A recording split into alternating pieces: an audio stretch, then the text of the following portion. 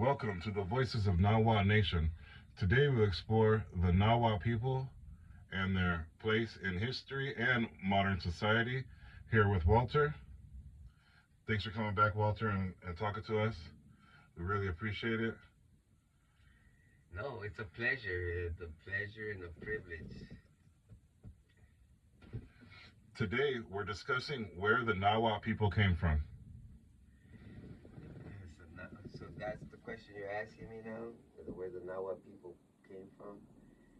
Well, according to the tradition and the history that was written down by my ancestors and other Nahua people, is that we come from a place from before that we were already here with, like from the time after the or before the flood that is spoken about in the Christian tradition and other traditions about the great floods. So my ancestors had already left these things documented as well about the great flood.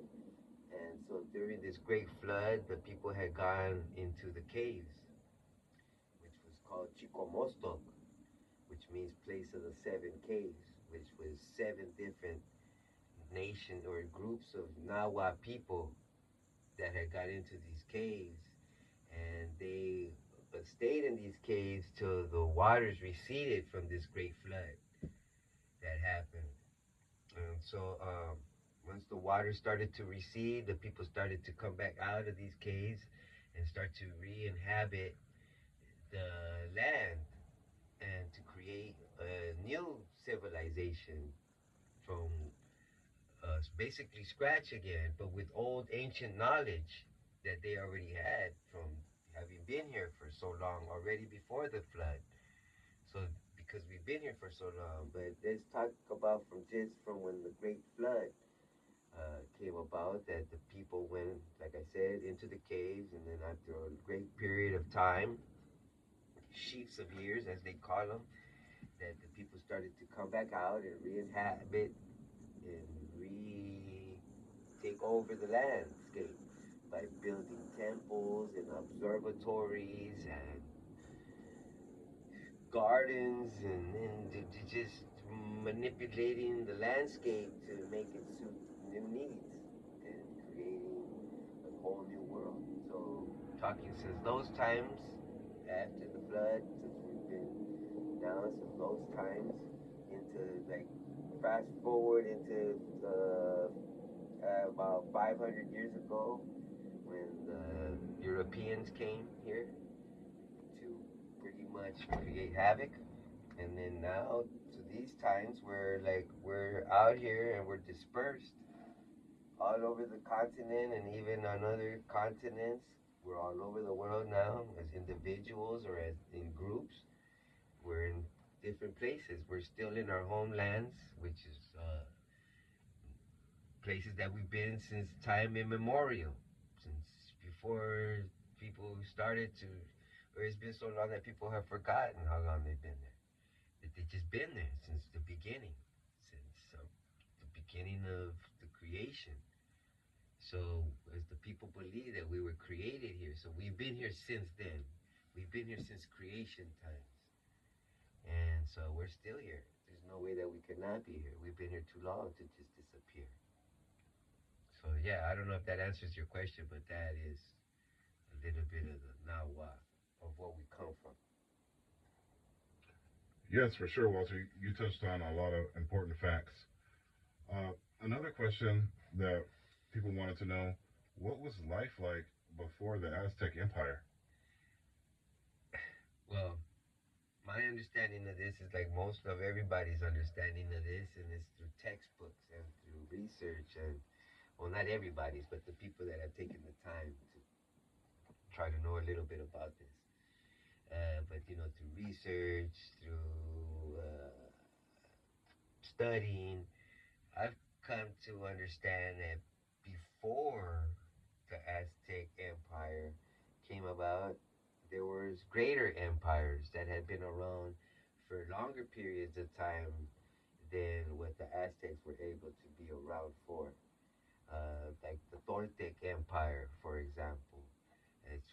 one, and which is, from my understanding, a Nahua speaking group of people that inhabited the lands of central Mexico, southern Mexico, and into El Salvador. Skipping Guatemala with some small settlements between here and there, but nothing like on the scale of what they had like in El Salvador and Mexico. So the Nahua people have been in these places for very long periods of time. And so before the Aztecs came on, or the so-called Aztecs, because the so-called Aztecs were named Aztecs by the Europeans because of the story they came along with Aztlan. But so their given name to themselves, that was their name that they, I would say, maybe took on once they reached the land of what is now Tenochtitlan, in the middle of Mexico, which is now the Distrito Federal. In that area, um, so in that area is where the Aztec people were at. But before the Aztec people got there, there was people there already.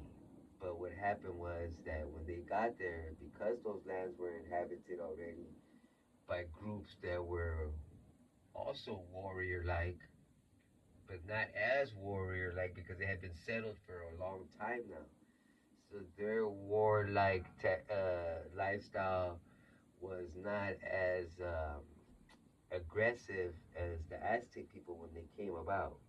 So, but before the Aztec people came about, it was a time of what they called the golden ages of the empire, because there was a lot of